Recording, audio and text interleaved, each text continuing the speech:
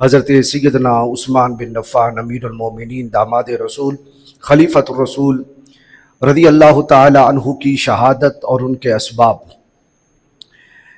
یہ بات یاد رکھیں کہ حضرت سیدنا عثمان غنی رضی اللہ تعالی عنہ جید صحابہ میں سے ہیں، اور ایسے صحابی ہیں کہ جن کو ایک دو بار نہیں مسلسل کئی مرتبہ جنت کی بشارت سنائی گئی، اور محدثین نے جب اس کو جمع کیا کہ کتنی بار آقا کریم علیہ السلام کی بارگاہ سے انہیں جنت کی بشارت ملی، تو تعداد 17 بار ملی کہ 17 بار زبان رسول سے حضرت عثمان غنی کو جنت کی بشارت سنائی گئی۔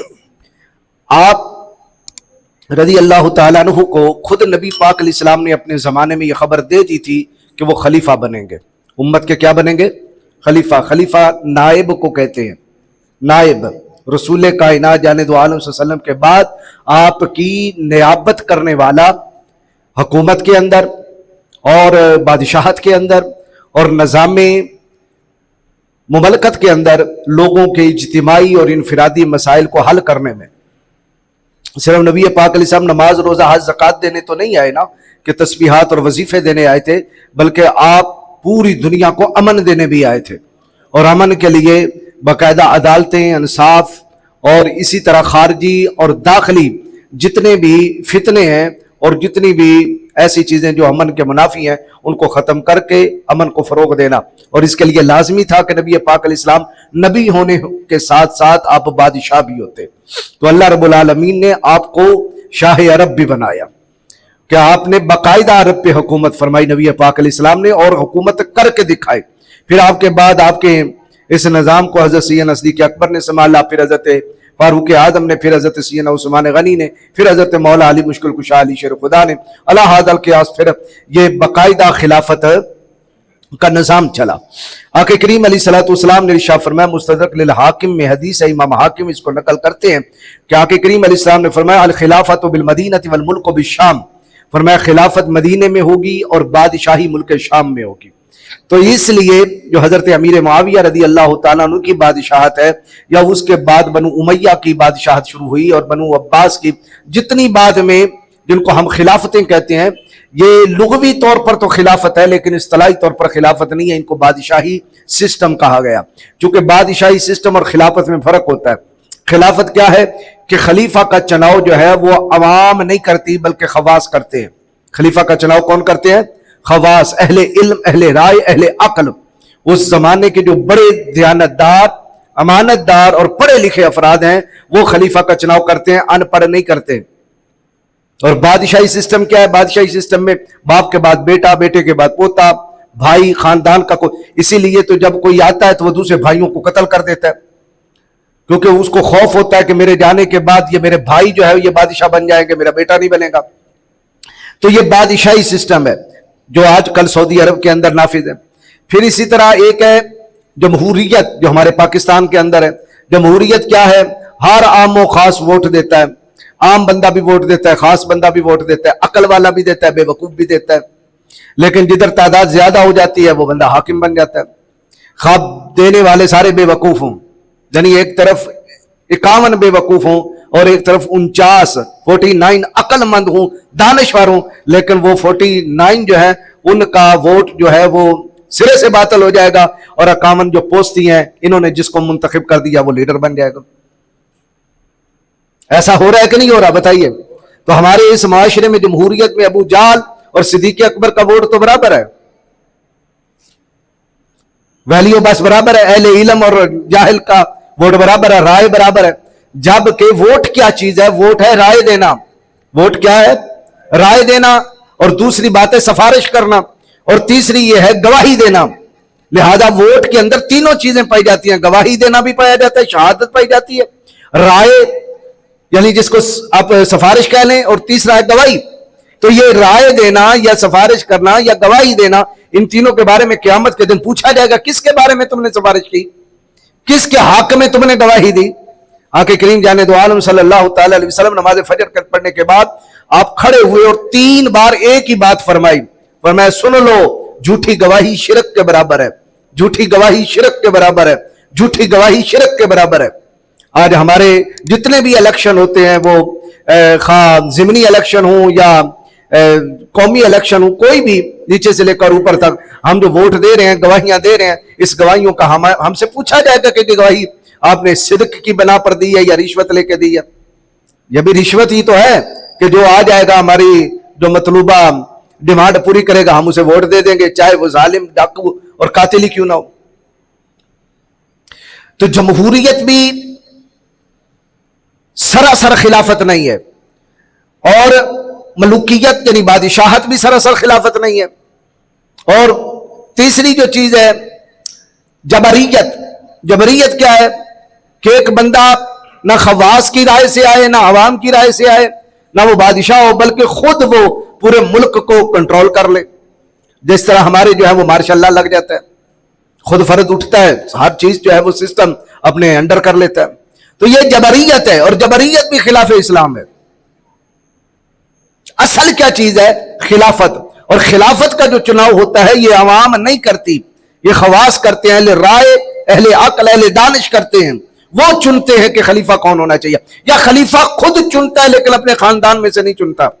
जिस तरह के हजरत सैयदना फारूक आज़म रज़ी अल्लाह तआला अन्हु जब आप पे ज़रब लगाई, अबू लुलु फैरोज मजूसी ने आपको कातलाना हमला किया, तो 3 दिन तक आप जख्मी रहे, और चौथे दिन आप अल्लाह के पास चले गए, खालिक हकीकी के पास। तो उन 3 दिनों के अंदर आपने अपने बाद होने वाले खलीफा का चुनाव किया, लेकिन नामिनेट नहीं किया। हजरत सैयदना सिद्दीक़ अकबर तो नामिनेट कर गए ना, मेरे बाद उमर होगा, लेकिन हजरत उमर फारूक रज़ी अल्लाह तआला अन्हु ने नामिनेट नहीं किया। आप बहुत से अहबाब को देख रहे थे, ये खिलाफत के लायक हैं, खिलाफत के अहल हैं, लेकिन किसी एक को भी नहीं किया, बल्कि आपने वसीयत लिखवाई और दस्तावेज तैयार करवाई कि मेरे बाद 6 बंदे ऐसे हैं जो खिलाफत के हकदार हैं, यानी वो खिलाफत कायम कर सकते हैं शरई तौर पर, और उनके अंदर अहलियत भी है। तो फरमाया मेरे बाद इन 6 को एक कमरे के अंदर मासूर कर देना, बाहर अवामी राबते भी ना हो कि अवाम मुदाखिलत न करे, ये 6 आपस में मशवरा करके जिसको चाहे खलीफा बना दे। अब वो 6 कौन है?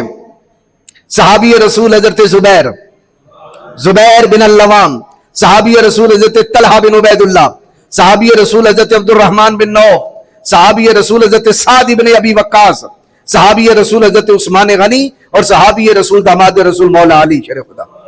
फरमाया ये 6 एक जगह पे होंगे, ये आपस में तय करें कि खलीफा किसको बनाना है।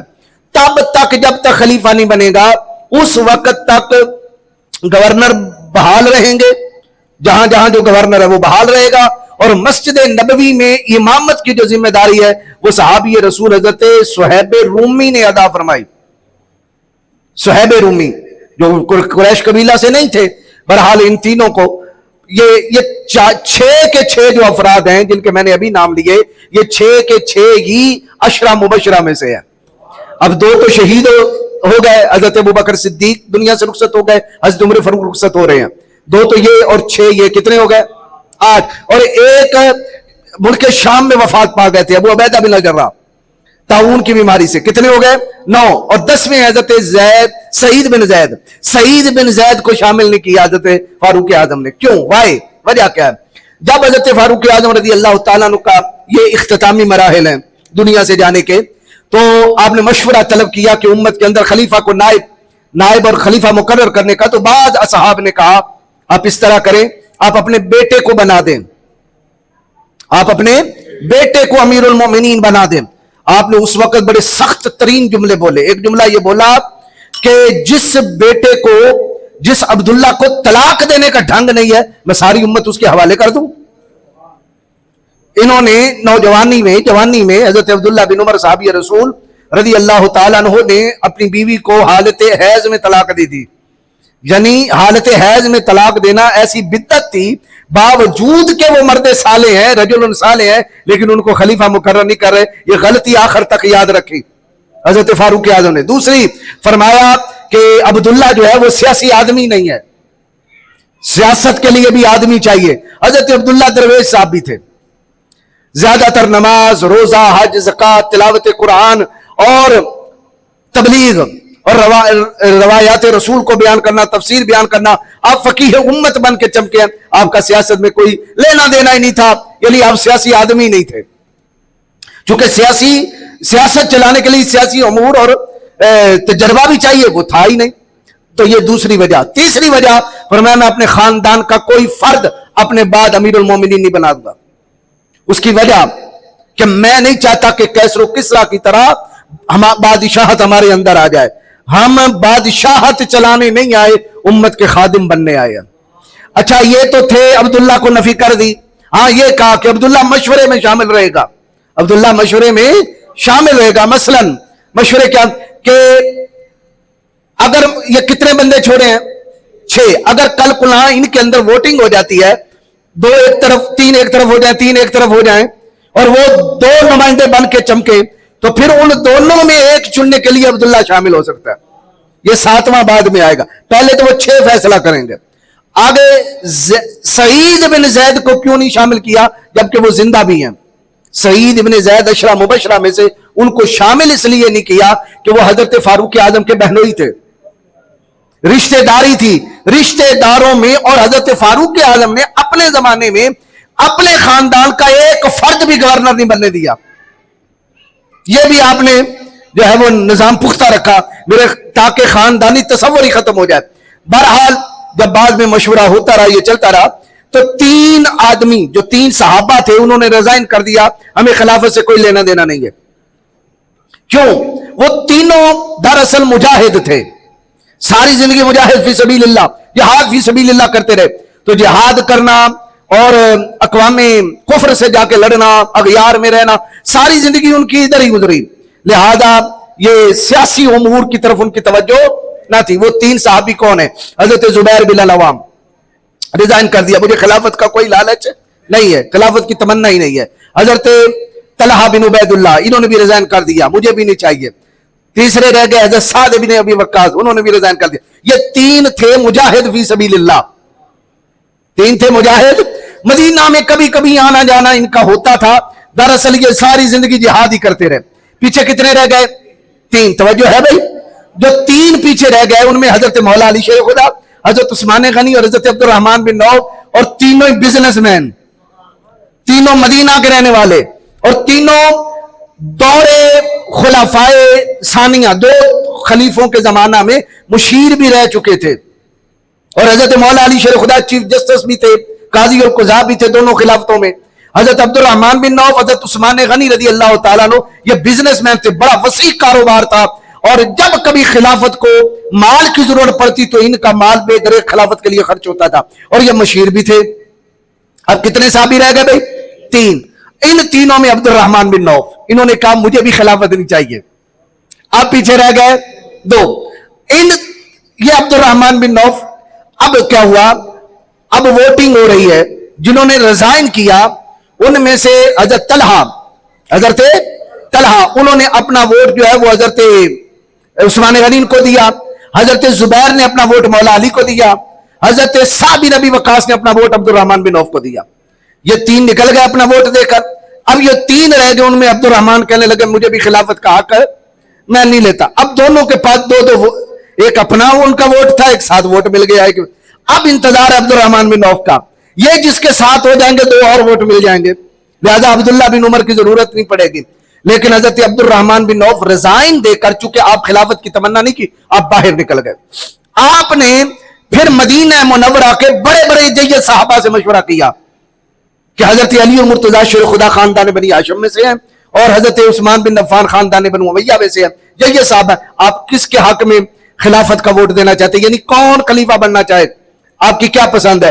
جو عوام کی کثرت ٹھہری وہ حضرت عثمان غنی کی طرف تھی. اس کی وجہ کیا ہے؟ اس کی وجہ یہ تھی کہ اس خلافت سے پہلے کون خلیفہ دنیا سے جا چکے تھے؟ بولیے بھائی, سارے بولیں. حضرت فاروق اعظم, اور حضرت فاروق اعظم سخت گیر حاکم تھے. اب عوام یہ چاہتی تھی کہ ان کے بعد کوئی نرم خلیفہ آئے, اور مولا علی سخت گیر تھے. اب بات سمجھ آ رہی ہے؟ جس کی وجہ سے کثرت رائے کدھر آ گئی؟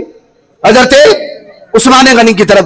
جب حضرت عثمان غنی کی طرف آئی تو حضرت عبد الرحمن بن عوف نے بھی اپنا ووٹ جو ہے حضرت عثمان کو دے دیا. اب حضرت عثمان خلیفہ مقرر ہوئے, اور حضرت مولا علی شیر خدا سے بھی حضرت عبد الرحمن بن عوف نے الیکٹ سلیکٹ کی, اگر میں آپ کو گورنمنٹ دوں تو آپ کیسے چلائیں گے؟ کہ آپ اللہ اور اللہ کے رسول کے احکام کے مطابق اور جو خلیفہ 2 گزر گئے ہیں ان کے اتباع کریں گے؟ فرمایا میں کروں گا. حضرت عثمان غنی انہوں نے کہا میں کروں گا. اور اس میں جو کثرت رائے حضرت عبد الرحمن بن عوف تک پہنچ چکی تھی تو آپ نے فرمایا سنو میں عثمان بن عفان کو خلیفہ مقرر کرتا ہوں اور میں ان کی بیعت کرتا ہوں. انہوں نے بیعت کی. پھر مولا علی شیر خدا اٹھے, انہوں نے بھی بیعت کر لی اور بیعت کرنے کے بعد سلسلہ بیعت کا چل پڑا. اب یہاں ایک میں آپ کو لطف کی بات سناتا ہوں. مولا علی شیر خدا کو پہلے سے ہی پتا تھا کہ خلیفہ عثمان بنیں گے. آپ کہیں گے وہ کیسے؟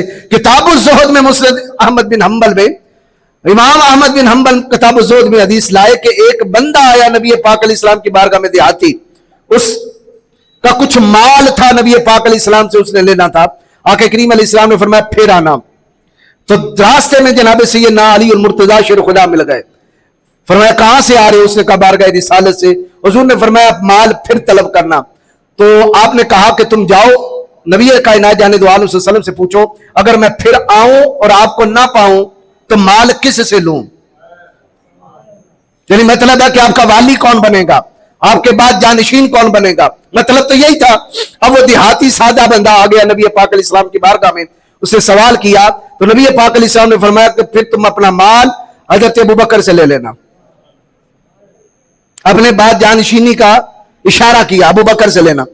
جب راستے میں مولا علی نے پوچھا تو آپ نے پھر بھیجا, فرمایا جاؤ رسول کائنات علیہ السلام سے جا کے کہنا کہ اگر میں آؤں اور ابوبکر کو بھی نہ پاؤں تو پھر مال کس سے لوں؟ تو نبی پاک علیہ السلام نے اس کے سوال کے جواب میں فرمایا پھر عمر سے لے لینا. پھر وہ مولا علی سے ملا تو مولا علی نے کہا نام لیا کس کا؟ عمر کا. جاؤ رسول کائنات صلی اللہ تعالی علیہ وسلم سے جا کے عرض کرنا اگر میں آؤں اور عمر کو بھی نہ پاؤں تو پھر مال کس سے لوں؟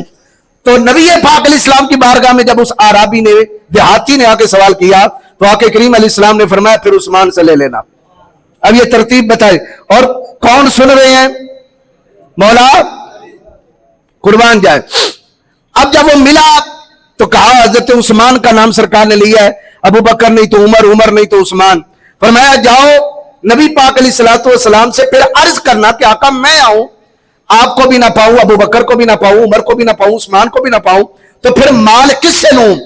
جب اس عرابی نے آ کے سوال کیا, کتاب الزہد میں امام احمد بن حنبل نقل کرتے ہیں فتبسم رسول اللہ, تو نبی پاک مسکرا پڑے, فرمایا پھر اس سے لینا جو تجھے بار بار میری طرف بھیج رہا ہے. تو ترتیب خلافت حضور نے بیان کر دی تھی. اب یہ حضرت علی المرتضیٰ شیر خدا جو قائم رہے آخر تک, وجہ کیا تھی؟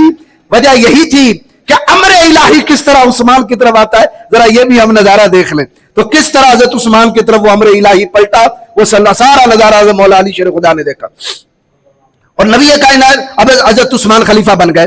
حضرت عثمان غنی رضی اللہ تعالیٰ عنہ نے 12 سال خلافت کی.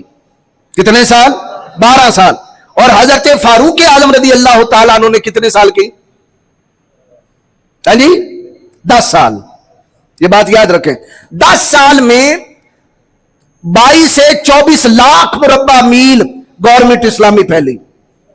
اور حضرت عثمان غنی کے زمانہ میں 24 سے لے کر 44 لاکھ مربع میل تک یعنی 20 لاکھ اور بڑھ گئے. اتنی اور مملکت اسلامیہ اسلام کے اندر داخل ہو گئی. حضرت عثمان غنی طبعی طور پہ بڑے نازک مزاج بھی تھے اور نرم دل بھی تھے, بہت سے معاملات میں نرمی اختیار کرتے تھے.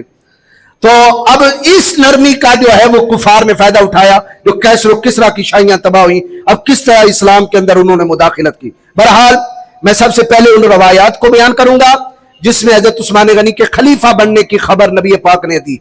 پھر ان روایات کی طرف آؤں گا کہ جس میں آپ کی شہادت کی خبر دی. پھر میں بیان کروں گا کہ آپ کے اسباب شہادت کیا ہیں. نبی پاک علیہ الصلوۃ والسلام نے ارشاد فرمایا, امام حاکم اس حدیث کو بیان کرتے ہیں کہ مسجد نبوی کی تعمیر میں جب آقا کریم علیہ السلام نے صحابہ کو حکم دیا کہ اینٹیں اٹھاؤ, سب سے پہلے صحابہ میں جس نے اینٹ اٹھائی اس ہستی کا نام ابو بکر ہے. انہوں نے اینٹ اٹھائی. پھر ساتھ ہی حضرت عمر فاروق نے اینٹ اٹھائی, ساتھ عثمان غنی نے اینٹ اٹھا لی. تو نبی پاک نے فرمایا ہؤلاء الخلفاء من بعدی, یہ اسی ترتیب سے میرے خلیفہ بنیں گے. یعنی وہ آپ کی خلافت کی خبر دی.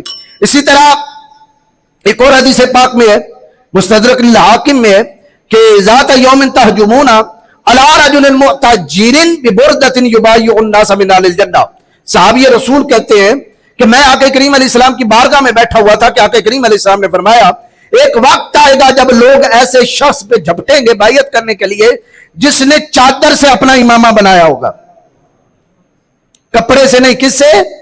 چادر. یہ عموماً بندہ چادر یوں کر کے لپیٹ لیتا ہے. فرمایا چادر سے جس نے اپنا امامہ بنایا ہوگا, فرمایا لوگ اس کی بیعت کریں گے.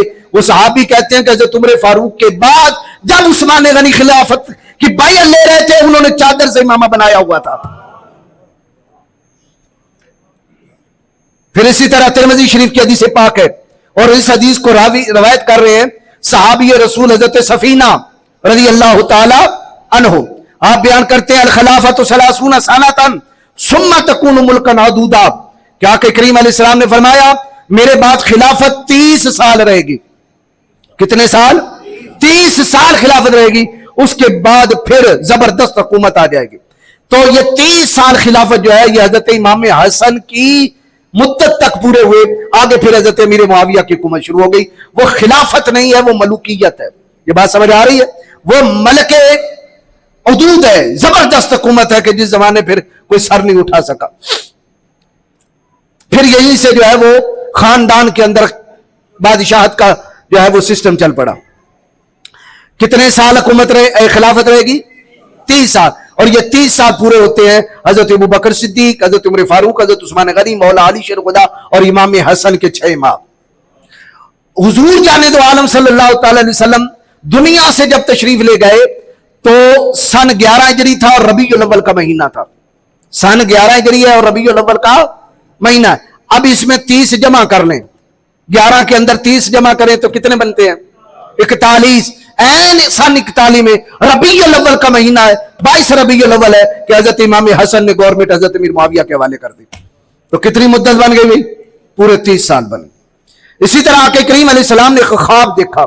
ارشاد فرمایا آقا کریم علیہ السلام اکثر صبح خواب بیان فرماتے اور کبھی فرماتے تم میں سے کسی نے کوئی خواب دیکھا ہے؟ بیان کریں. صحابہ لوگ مختلف خواب بیان کرتے, حضور تعبیر بتاتے رہتے. ایک صحابی نے خواب بیان کی, یہ ابو داؤد شریف کے اندر ہے. اسے کہا یا رسول اللہ میں نے خواب دیکھی آسمان سے ترازو اترا اور اس ترازو میں آپ کو رکھا گیا اور ادھر ساری امت کو رکھا گیا, لیکن آپ کا وزن بھاری نکلا. آپ کا وزن بھاری نکلا. پھر اس نے کہا یا رسول اللہ صلی اللہ علیہ وسلم پھر آپ کو اتار دیا گیا, پھر ابو بکر کو رکھا گیا اور ادھر ساری امت کو رکھا گیا, لیکن ابو بکر بھاری نکلے. پھر تیسرا اس نے کہا یا رسول اللہ میں نے خواب دیکھی حضرت ابو بکر کو ہٹایا گیا, عمر کو رکھا گیا اور میں نے دیکھا کہ عمر ساری امت میں بھاری نکلے. پھر میں نے دیکھا کہ عمر کو ہٹایا گیا اور عثمان کو رکھا گیا. پھر اس کے بعد ترازو اٹھا لیا گیا. یہ ترتیب کیا بیان کرتی ہے؟ حضور کے بعد حضور کی امت کے خلافت کے جو نیابت ہوگی, اس کے جو جانشین ہیں وہ یہ تعبیر بیان کر رہی تھی. اسی طرح ایک اور صحابی رسول نے بیان کیا یا رسول اللہ صلی اللہ علیہ وسلم میں نے, بلکہ آقا کریم علیہ السلام نے بیان فرمایا میں نے خواب دیکھا کہ ایک بہت بڑا کنواں ہے, اس کنویں میں لوگ اپنی بکریاں, ریوڑ, کالی بکریاں اور لال بکریاں لے کر آ رہے ہیں. کالی بکریوں سے مراد اجمی لوگ ہیں اور لال بکریوں سے مراد عربی لوگ ہیں. فرمایا اس کے اوپر ڈول تھا. اتنے میں ابو بکر آیا, ابو بکر نے ڈول اٹھایا, پانی نکال کے پلانا چاہا اور میں نے دیکھا کہ ابو بکر میں کمزوری ہے, ابو بکر میں کمزوری ہے اور 1-2 ڈول ہی نکالے. کس نے؟ حضرت ابو بکر صدیق نے. پھر فرمایا میں نے دیکھا کہ عمر آ گئے اور عمر نے آ کے وہ ڈول پکڑا اور بھر بھر کے نکالا یہاں تک کہ سارے پیتے رہے.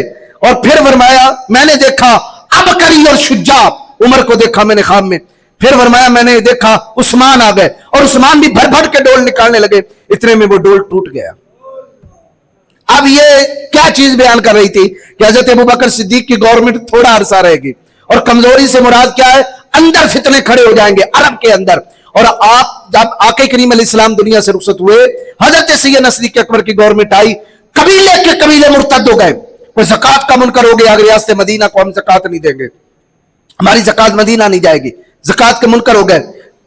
4 جھوٹے نبی عرب کے اندر پیدا ہو گئے, مسیلمہ کذاب, حارث الکندی, سجاد ایک عورت تھی وہ, اور طلیحہ اسدی. یہ 4 جھوٹے مدعیان نبوت کھڑے ہو گئے اور پھر قبیلے ان سے ملنے لگے. تو چونکہ حضرت ابوبکر صدیق کے یہ 2 سال عرب کی ریاست کو سنبھالتے ہوئے گزرے، اس لیے یہ کمزوری تھی کہ اندر کمزوری آئے گی. لیکن حضرت عمر فاروق کے 10 سال جو گزرے، پھر عرب سے باہر پرشین امپائر کے بھی ٹکڑے ہوئے، ادھر رومن تک کے جو ہے وہ ساری سلطنت مصر بھی آ گیا، ملک شام بھی آ گیا، جہاں دروازے قسطنطنیہ کے کھڑکانے لگے صحابہ کرام. اور حضرت عثمان غنی کی جب گورنمنٹ آئی تو بھر بھر کے انہوں نے بھی نکالا، یعنی 20 لاکھ مربع میل حکومت اسلامی پھیلی، لیکن ڈول ٹوٹ گیا. کیا مطلب ہے کہ خلافت کمزور ہو گئی. اب اندر خانہ جنگی جو شروع ہو گئی، جس کے آگے جو ہے وہ اشارے ہوں گے. اسی طرح آقا کریم علیہ السلام نے خواب دیکھا. فرمایا اُرِیَ اللَّیلَةَ رَجُلٌ صَالِحٌ أَنَّ أَبَا بَکْرَ نِیتَ بِرَسُولِ اللَّهِ صلی اللہ تعالی علیہ وسلم. فرمایا ایک نیک آدمی نے خواب دیکھا ہے، ایک نیک مرد نے خواب دیکھا ہے. جب حضور اتنا کہتے تھے نا نیک مرد، اور اس سے کوئی اور بندہ نہیں ہوتا تھا، وہ خود رسول اللہ ہوتے تھے. نیک مرد نے خواب دیکھا ہے کہ ان ابا بکر نیتا برسول اللہ، کہ ابو بکر کو رسول اللہ کے ساتھ ایک ترازو میں رکھا گیا. ادھر رسول اللہ ادھر ابو بکر ہے، ترازو رکھا گیا. وہ نیتا عمر بھی ابی بکر، پھر ابو بکر کے ساتھ عمر کو رکھا گیا. وہ نیتا عثمان بھی عمر، پھر عمر کے ساتھ عثمان کو رکھا گیا. یعنی ان میرے بعد ابو بکر حکومت اسلامیہ کریں گے، پھر حضرت عمر کریں گے، پھر حضرت عثمان کریں گے. یہ تو تھی ان کی خلافت کی خبر. اب دی ان کی شہادت کی خبر. آقا کریم علیہ الصلوۃ والسلام نے، یہ ترمذی شریف کی حدیث پاک ہے، ذکر رسول اللہ صلی اللہ تعالی علیہ وسلم فتنہ فقال یقتل فیہا ھذا مظلوما لعثمان. فرمایا حضور نے اپنے بعد ہونے والے فتنوں کا ذکر کیا کہ یہ فتنہ اٹھے گا، یہ اٹھے گا، فلاں علاقے سے اٹھے گا، مشرق سے اٹھے گا، بصرہ سے اٹھے گا، عراق سے اٹھے گا. مختلف فتنوں کا ذکر کرتے کرتے فرمایا اس فتنے میں یہ مظلوم شہید ہو جائے گا. حضرت عثمان کی طرف اشارہ کیا. ظالم نہیں شہید ہوگا، کیا ہوگا؟ بولیے بھائی، مظلوم شہید ہوگا. اور مظلوم حق پہ ہوتا ہے کہ ظالم حق پہ ہوتا ہے؟ اس ذاکر الفتنة فقربها فمر رجل مکنع فی ثوب فقال هذا يومئذ له الدودہ. ایک صحابی رسول کہتے ہیں میں آقا کریم علیہ السلام کی بارگاہ میں بیٹھا تھا، حضور مختلف فتنوں کا ذکر کر رہے تھے. پھر ایک فتنے کا ذکر کیا جو ان قریب ہونے والا تھا. حضور نے ان قریب اٹھنے والے فتنے کا ذکر کیا. فمر رجل مکنع فی ثوب، سردیوں کی راتیں تھی، ایک شخص چادر لپیٹے ہوئے اپنے آپ کو وہ قریب سے گزرا، گلی سے گزرا.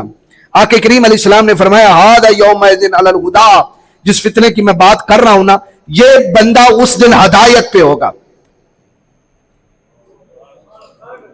اب وہ بک بک کرنے والے جو کرتے ہیں عثمان نے یہ کر دیا، عثمان نے وہ کر دیا، حضور تو فرما رہے ہیں کہ وہ ہدایت پہ ہوگا. ہدایت پہ، مجھے بتائیں غلطیاں کرنے والا ہدایت پہ ہوتا ہے؟ فرمایا یہ ہدایت پہ ہوگا. وہ صحابی کہتے فقمت الیہ فھذا فاذا هو عثمان بن عفان. میں جب اس کے پاس گیا تو وہ چادر اوڑے ہوئے شخص حضرت عثمان کھڑے تھے. یہ کیا ہوگا اس دن؟ بولیے بھائی، ہدایت پہ ہوگا اور شہید کر دیا جائے گا. پھر تیسری حدیث پاک، خود حضرت عثمان سے نبی پاک نے کہا، حضرت عثمان غنی سے، یا عثمانو ان اللہ عز وجل مقمصک قمیصا فإن ارادک المنافقون علی ان تخلعہ فلا تخلعوا لهم ولا کرامہ. ارشاد فرمایا اللہ تجھے عن قریب ایک قمیض پہنائے گا، یعنی خلافت کی قمیض پہنائے گا، کرامت کی قمیض پہنائے گا، تجھے خلیفہ بنائے گا. منافق چاہیں گے کہ تجھ سے وہ قمیض چھین لے، لیکن ان کی خاطر قمیض کو نہ اتارنا، یعنی خلافت سے رضائن نہ دینا. اس سے پتہ چلا اس حدیث سے کہ وہ بلوائی جنہوں نے گھیرا کیا ہے، محاصرہ کیا ہے، بلوا کیا ہے حضرت عثمان غنی کو قتل کرنے کے لیے، یہ ساری سازش بنائی، ان میں کوئی ایک بھی اللہ والا نہیں ہے. المنافقون، حضور کیا فرما رہے ہیں؟ وہ کیا ہوں گے؟ منافق ہوں گے. فَإِنْ أَرَادَكَ الْمُنَافِقُونَ، منافق چاہیں گے کہ خلافت سے رضائن دے دے. کوئی ایک بھی صحابی رسول ایسا نہیں کہے گا، نہ اس کی چاہت ہوگی کہ عثمان خلافت سے رضائن دے دیں. کسی مومن کی چاہت نہیں ہوگی. کس کی چاہت ہوگی؟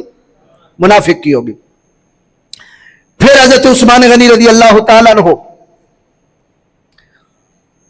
جب آخری وقت بلوائیوں نے آپ کا گھر گھیرا، میں اسباب آگے جا کے بتاتا ہوں، اور آقا کریم جانے دو عالم صلی اللہ تعالی وسلم کے اس عظیم صحابی پر 40 دن تک پانی بند کیا گیا. کتنے مربع لاکھ مربع میل پہ حکومت ہے؟ 44. लाख मुरब्बा मील पे हुकूमत है, सारे गवर्नर आपके हैं, फौजें आपकी हैं, मदीने में 2000 बलवाई है, सारी ताकत होते हुए आप इस्तेमाल क्यों नहीं कर रहे? बार बार हजरत मौला अली कह रहे हैं, हजरत तलहा कह रहे हैं, हजरत जुबैर कह रहे हैं, हजरत साद बिन नबी वक्कास कह रहे हैं, आप हुक्म दे हम इन बलवाइयों को मदीना मुनव्वरा से निकाल दें, लेकिन आपकी जुबान पे एक ही जुमला था, मैं शहर महबूब में अपनी खातिर खून बहाना नहीं चाहता। हाँ जी, या तो बंदा लिस्सा होवे ना, कमजोर होवे, उसने क्या लिस्से दा की कम मुहम्मद नस जाना या रोना, लिस्से तो दिए, तो जिसके अरबो आजम में फौजें भी अपनी हों, गवर्नर अपने हों और सारा निजाम हो, लेकिन वो यही चाहे कि डील से ये मामला हल हो, और शहादत की भी खबर उसे मिल गई है और हालात भी वही बन रहे हैं। बल्कि आके करीम अलैहिस्सलाम ओद पहाड़ पे चढ़े ना, तो ओद पहाड़ कांपा, जलजला आया, यानी जुम्बश में आ गया, ओहद को भी वजद आ गया कि मेरे ऊपर रसूलुल्लाह तशरीफ फरमाए। आके करीम अलैहिस्सलाम ने ओद पहाड़ पे एड़ी मारी, उस्बत ओहद, ओहद ठहर जा, उसी वक्त वो ठहर गया। फमा अलैका इल्ला नबियुन व सिद्दीकुन व शहीदान, फरमाया तू नहीं जानता तेरे ऊपर एक नबी खड़ा है, एक सिद्दीक खड़ा है, बाकी 2 शहीद खड़े हैं। उस वक्त हुजूर जलवागर थे ओहद पहाड़ के ऊपर, सैयदना सिद्दीक अकबर थे ओहद पहाड़ के ऊपर, और ये जो 2 शहीद होने वाले थे अभी हुए नहीं, ये है हजरत उमर और हजरत उस्मान। तो उनको पता था हमें शहीद कर दिया जाएगा। बल्कि उन्हीं दिनों में आपने जो हिफाजत कर रहे थे ना बाहर, उनमें से एक शख्स को बुलाया, फरमाया अगर तुम ये ना कहो कि बाकी लोगों की तरह तुम बातें बनाओगे कि उस्मान क्या कह रहा है, तो मैं तुम्हें एक बात बताऊं, तुम तो मेरी हिफाजत के लिए खड़े हो, लेकिन इन्नी रही तो रसूलुल्लाह सल्लल्लाहु अलैहि वसल्लम फी मनामे हादा, इस रात, ये जो रात गुजरी है, इस रात मुझे रसूलुल्लाह की खाम में ज़ियारत हुई, फ़क़ाल इन्नका शाहिदुन मअल जन्नह, और हुजूर ने इरशाद फरमाया ये जो जुमा आ रहा है ना, ये जुमा तो हमारे साथ ही गुजारेगा।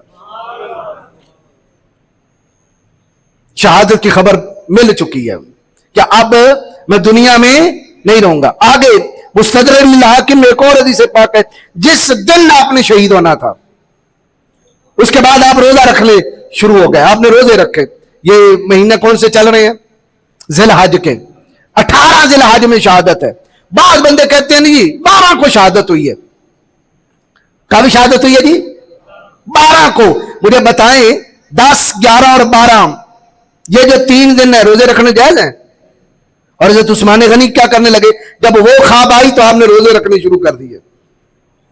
इसका मतलब है 12 को शहादत नहीं हुई, कब हुई है? 18 को हुई है।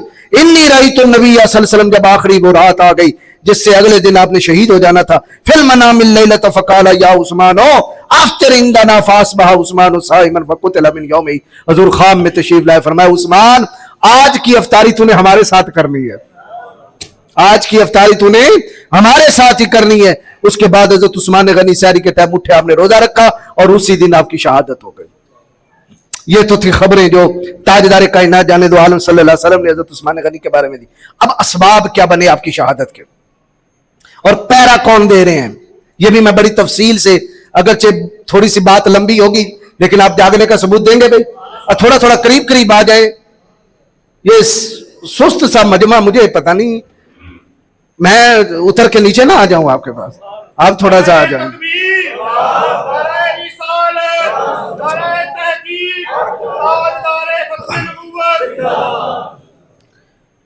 हजरत सैयदना उमर फारूक के जमाना में और हजरत सैयदना उस्मान गनी के जमाना में 2 सुपर पावरों का जोर टूटा, फारसी गवर्नमेंट और रोमन अंपायर। ये दोनों जब अपनी साख खो बैठे हजरत इन सहाबा के जमाने में, और सहाबा ने उनके मुल्कों के अंदर डेरे लगा लिए, शहरबाज हो गए। अब वो बज़ाहिर तो तलवारबाजी से रह गए, तलवार से मुकाबला ना कर सके, अब उन्होंने अंदरूनी साजिशें खेली। अंदरूनी साजिशें क्या खेली? उन्होंने मुसलमानों के रूप में अपने बड़े बड़े जो पुरोहित तैयार किए, अपने अपने पादरी तैयार किए, जो कुरान पढ़ें, हिफ्स करें, सीरत को हासिल करें। फिर वो तैयार किए जो वाकई बोलने चालने वाले थे, लच्छेदार खतीब, मुनाजर टाइप, मुनाजराना सलाहियत रखने वाले। उन्होंने जगह पर जगह जाके, हजरत फारूक आजम के जमाने में तो दाव ना लगा, वो सख्त गिर थे, اور حضرت عمر فاروق اتنے سخت گیر تھے کہ صرف اتنا پتہ چل جاتا کہ فلاں علاقے میں بندہ فتنہ چاہتا ہے، بجائے اس کے سننے کے آپ گردن اڑا دیتے تھے. جس طرح ایک بندے کے بارے میں خبر ملی، وہ ہر فجر کی نماز میں نمازیوں کو نماز پڑھاتے وقت ایک سورت تلاوت کرتا ہے، عبس وتولی ان جاءہ الاعمی، بڑی کثرت سے تلاوت کرتا ہے. شکایت آئی کہ ہمارا امام جو ہے یہی سورت تلاوت کرتا ہے. اب یہ سورت، اس کا شان نزول کیا ہے؟ مکہ مکرمہ میں نبی پاک علیہ السلام بڑے بڑے کافروں کو تبلیغ فرما رہے تھے، ابو جہل، عتبہ، لیبہ، شیبہ، یہ جتنے بھی تھے. انہوں نے کہا جی ہمیں خالص سمجھائیں، ہم چودھریوں کو سمجھائیں. تو حضور تو چاہتے تھے یہ بھی جنت میں چلا جائے، یہ بھی چلا جائے، یہ بھی چلا جائے. حضور نے انہیں سمجھانا شروع کیا تبلیغ. صرف وہی بڑے ہیں، بڑے بڑے چودھری اور مالدار کھڑے ہیں، بیٹھے ہیں سارے، رسول پاک انہیں سمجھا رہے ہیں، جہنم سے ڈرا رہے ہیں. اچانک ایک نبینا صحابی آئے. بھیجنے والا کون ہے؟ بولیے بھائی. حضور کی تو طلب تھی یہ بھی بچ جائے، یہ بھی بچ جائے، یہ بھی بچ جائے، پر خدا چاہتا تھا جدھر غریب ہے ادھر ہی امیر آئیں، یہ فرق مٹ جائے. اللہ اکبر. وہ نبینا صحابی آئے، حضور خطاب کر رہے تھے. اچانک اس نے کہا یا رسول اللہ مجھے بھی سمجھائیں، مجھے بھی بات بتائیں.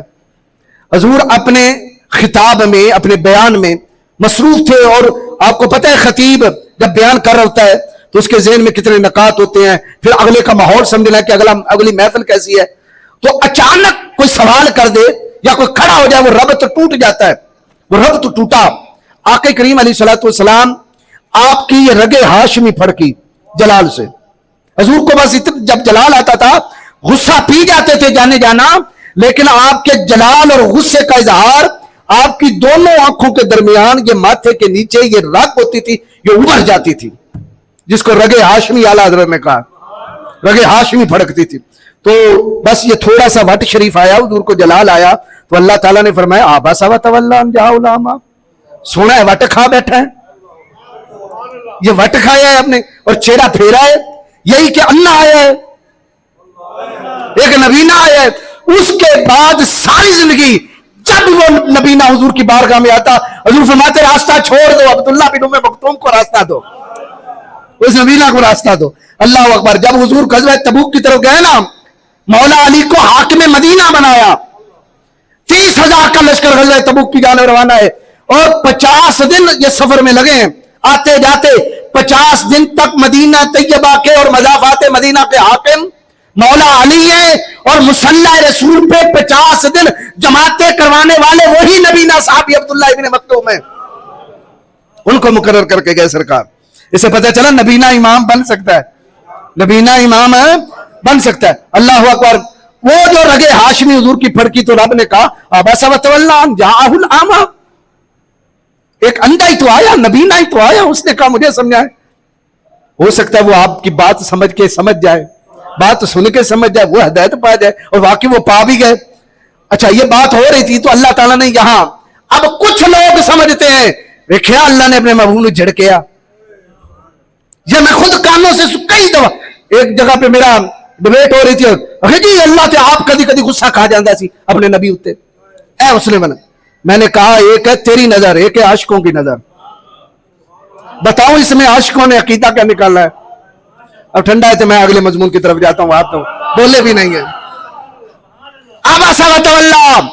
عاشقوں نے نقطہ یہ نکالا، کان خلقہ القرآن. قرآن سارے کے سارا محبوب کے اخلاق کریمہ کا نام ہے.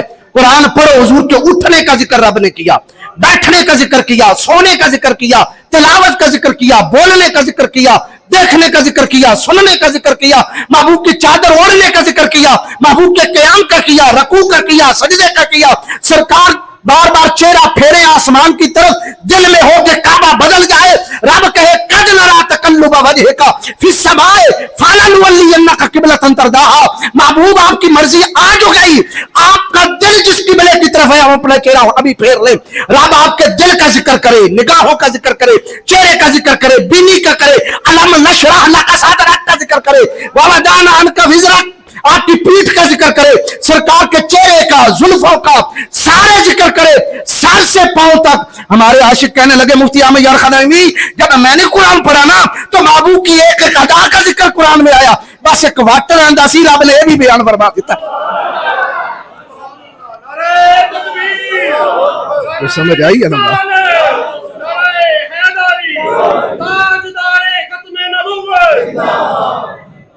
زیرا زبرا او شدہ مدہ سب شان تیری وچ آیا، زیرا زبرا شدہ مدہ سب شان تیری وچ آیا، عملوں کا خبر نہ کائی بس خاصا رمضا پایا۔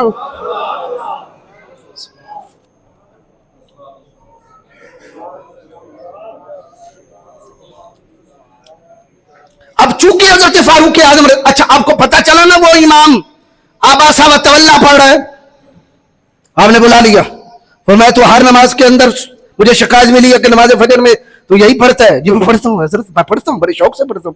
فرمایا تجھے اور کچھ نہیں آتا؟ جی بڑا کچھ آتا ہے۔ فرمایا یہی پڑھتا ہے؟ جی یہی پڑھتا ہے۔ اگلی بات نہیں سنی، حضرت فاروق اعظم نے گردن اڑا دی۔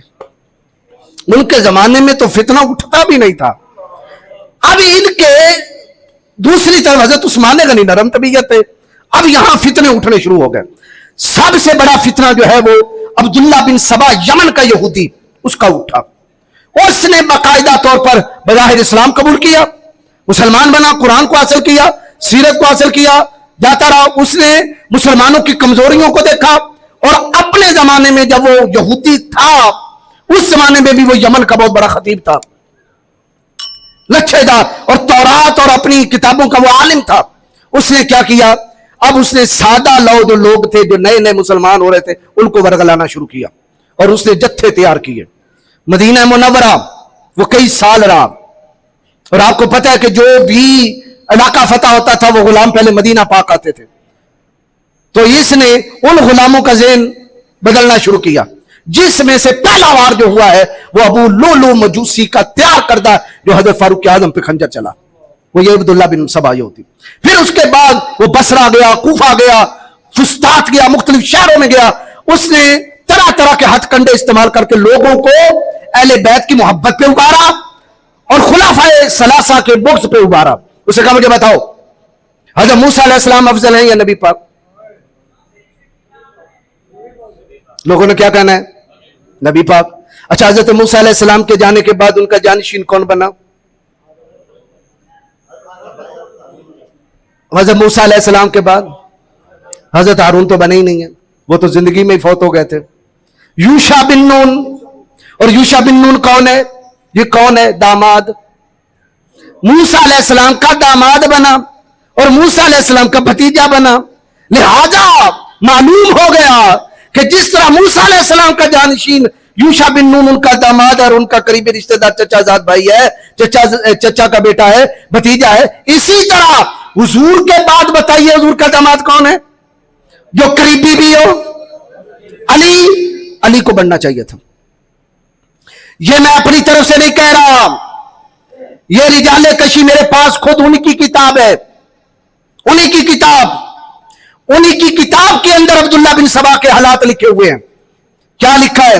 رجال کشی صفحہ 192، ذاکر بعض اہل العلم ان عبداللہ بن سبا کان یہودیا، عبداللہ بن سبا یہودی تھا، فاسلم، بس وہ اسلام لایا، ووالا علیا، اور علی کی محبت کا دم بھرنے لگا، وکان یقول، اور وہ کہا کرتا تھا، وہو علی یہودیتہ، جب وہ یہودی تھا اس وقت کہا کرتا تھا، فی یوشع بن نون وسیع موسیٰ بالغلو، کہ یوشع بن نون موسیٰ کے وسیع ہیں، وفی اسلام ہی بعد وفات رسول اللہ صلی اللہ تعالی علیہ وسلم فی علی مثل ذلک، اور اسلام جب اس نے قبول کیا تو اس نے کہا جس طرح یوشع بن نون موسیٰ کے وسیع ہیں، اسی طرح حضرت علی ابن ابی طالب محمد رسول اللہ کے وسیع ہیں۔ آپ دیکھ رہے ہیں ان کا کلمہ، لا الہ الا اللہ محمد رسول اللہ علی ولی اللہ وسیع رسول اللہ خلیفۃہ بلا فصل۔ وسیع ہونے کا سب سے پہلا کلیم کرنے والا، دعویٰ کرنے والا یہودی ہے۔ یہ کتاب ہماری نہیں ہے، کتاب کن کی ہے؟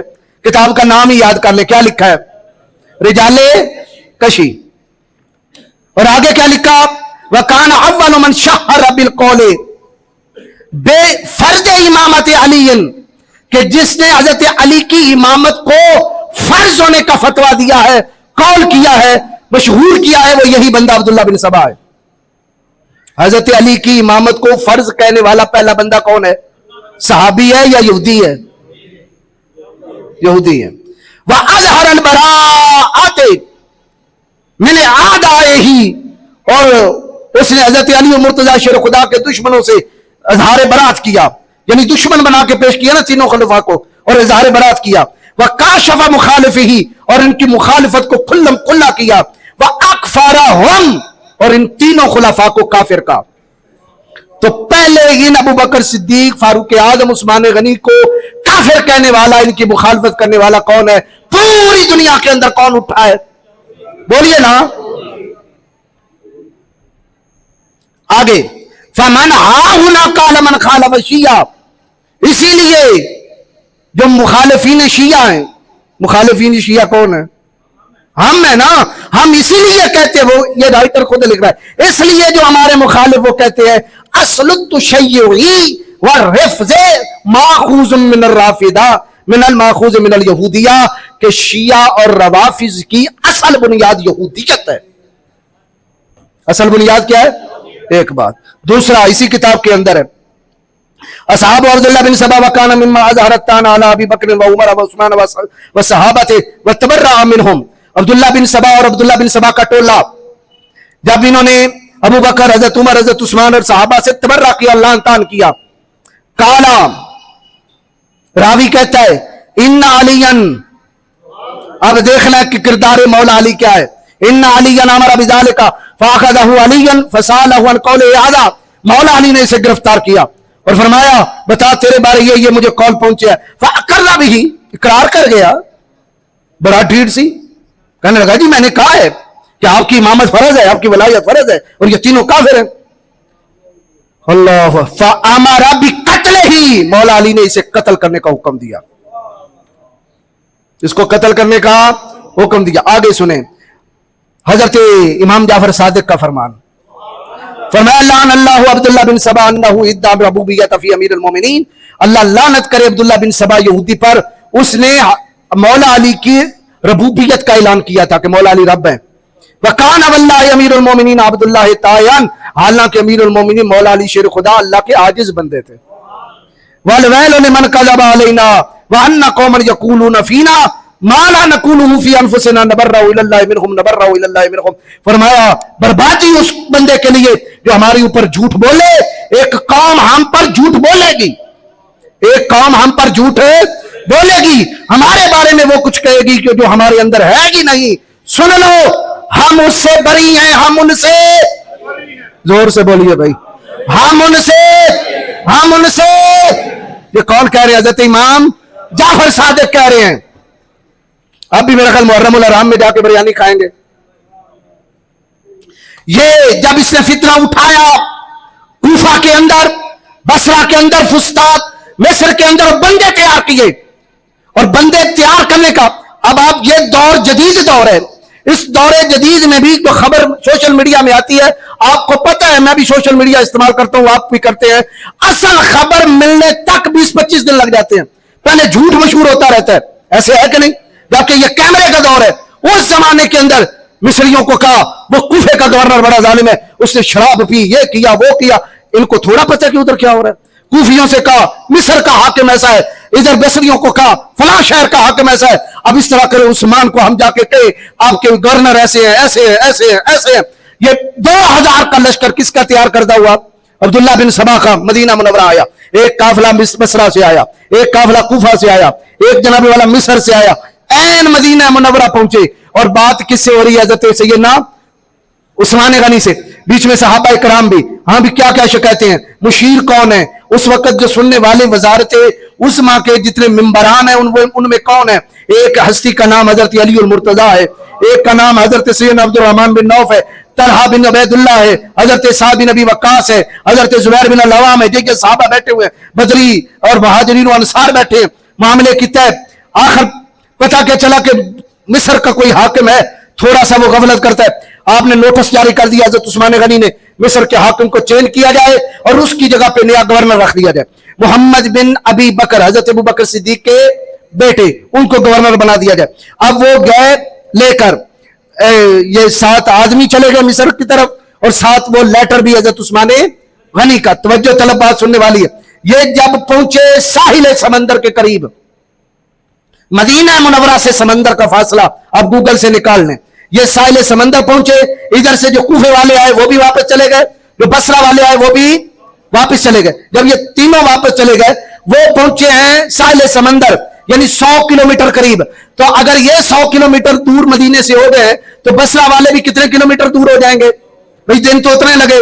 کوفے والے بھی 100. توجہ, اب یہاں انہوں نے دیکھا ایک بندے کے ہاتھ میں, ایک بندہ بڑا تیزی سے مصر کی طرف جا رہا ہے, اس کو وہ اونٹ پہ بیٹھا ہوا ہے. انہوں نے اونٹ کو پہچانا تو اونٹ ہے حضرت عثمان غنی کا, غلام ہے حضرت عثمان غنی کا, اور اس کے پاس ایک خط ہے, اور خط پہ مہر بھی حضرت عثمان غنی کی. اس خط کے اندر کیا لکھا ہے کہ محمد بن ابی بکر جو ہی فسطاط شہر مصر پہنچے اسے قتل کر دیا جائے. اب انہوں نے دیکھا کہ ہمیں تو حاکم بنا کر بھیجا جا رہا ہے اور ادھر قتل کے مشورے ہیں, یہ واپس آ گئے. تو جو ہے بھائی, میں اب ساری تاریخ بھی پڑھتا ہوں, کنگالتا بھی ہوں. اب یہ آئے ہیں کہاں, مصر گئے ہیں یا مدینہ؟ مدینہ واپس آ گئے.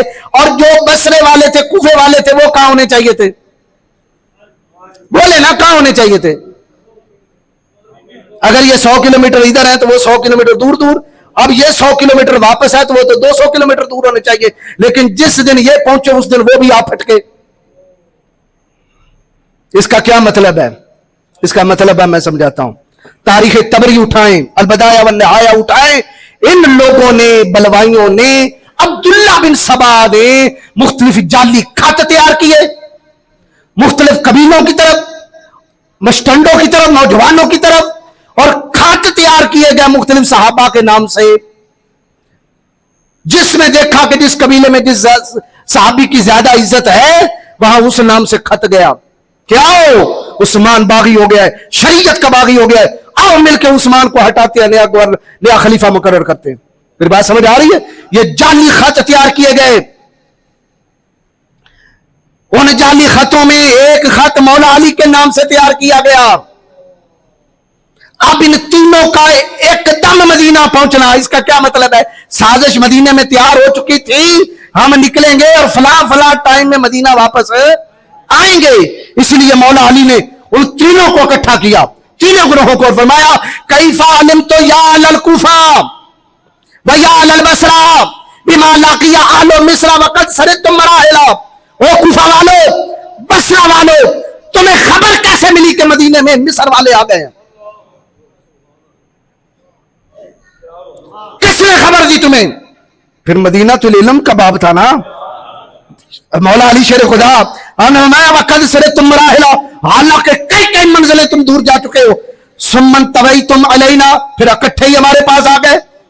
آپ نے فرمایا ھذا واللہ امر صنع بالمدینہ, خدا کی قسم یہ تم نے سازش مدینے میں بنا رکھی تھی.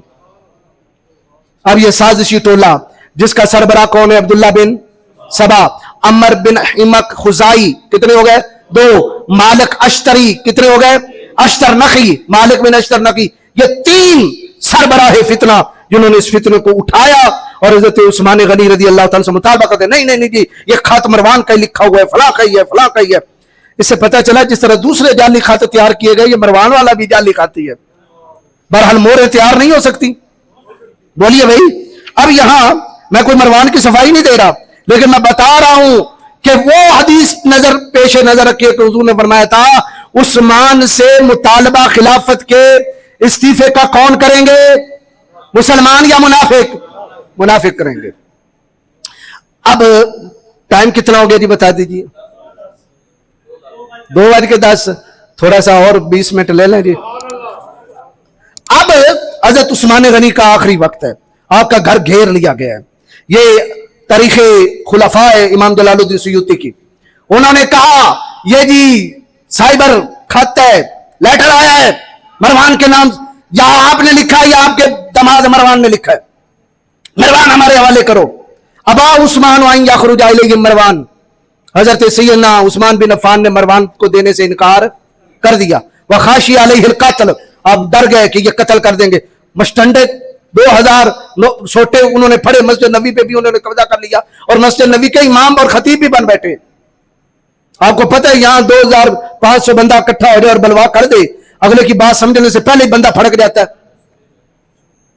अब यहां क्या हुआ, वहां सरन्नास उस्मान, उस्मान का घर घेर लिया गया, वह माना उहुलमा, पानी रोक दिया गया, फाशरफा अलन्ना से, आपने लोगों की तरफ यूं करके देखा ऊपर छत से, बाला खाने से, फरमाया अफीकुम अली,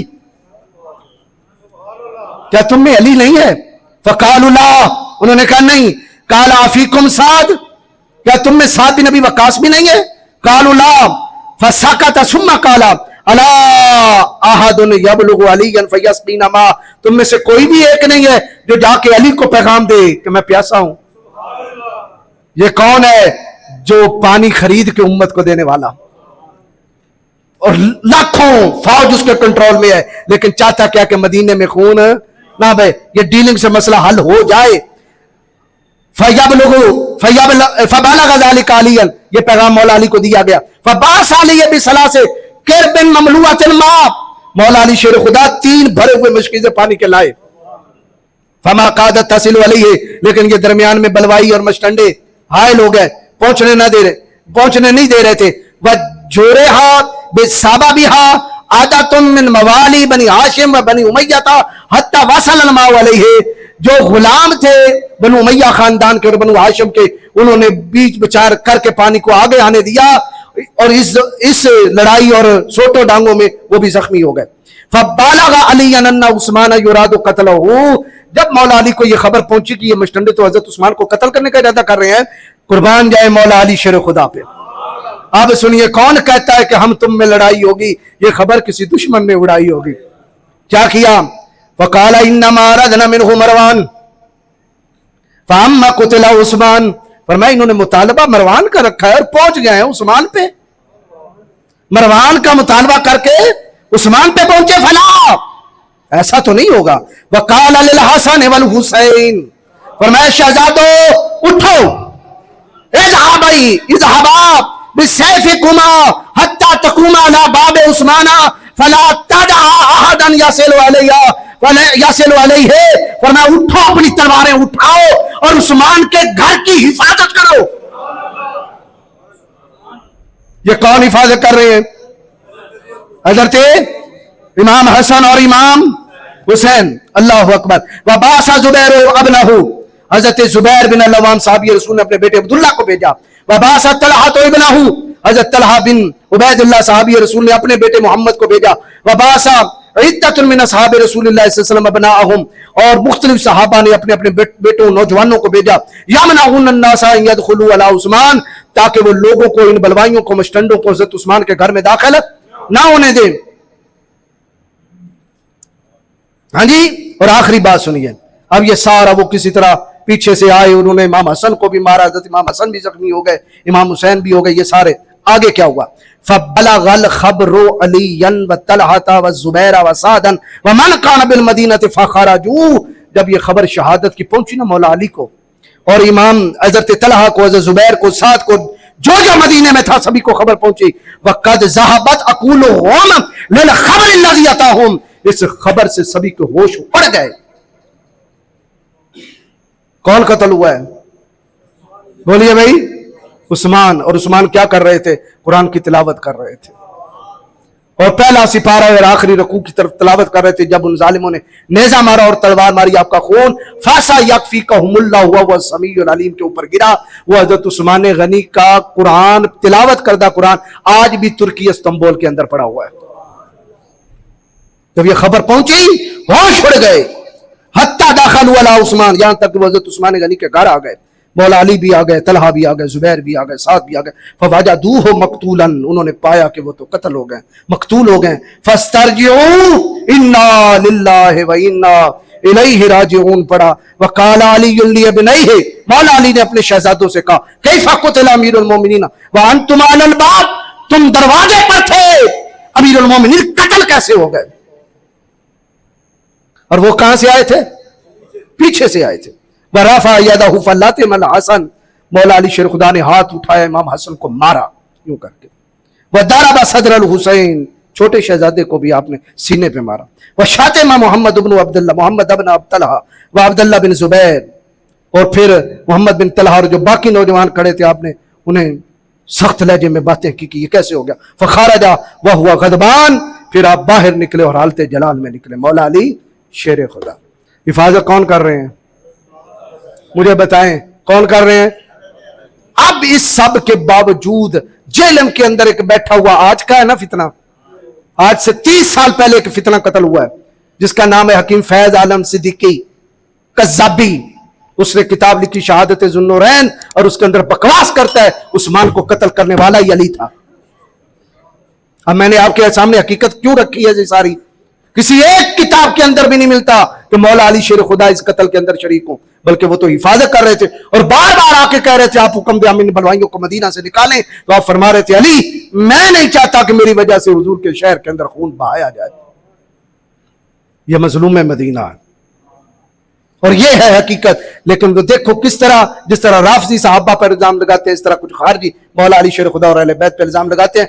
नहीं ना, सहाबा ऐसे हैं ना अहले बैत। अल्हम्दुलिल्लाह ये अहले सुन्नत का फैजान है और अहले सुन्नत पे करम है। हम सहाबा के भी गुलाम है, अहले बैत के भी गुलाम है। और आपको मैंने सारी हकीकत बता दी कि हजरत मौला अली शेर खुदा के शहजादे इनके घर की हिफाजत कर रहे हैं। पानी कौन पहुंचा रहे हैं, हजरत मौला अली शेर खुदा फरमा रहे हैं अहले सुन्नत का है बेड़ा पार, असहाबे हुजूर नज्म है और नाव है इतरत रसूलुल्लाह की। अल्लाह हमें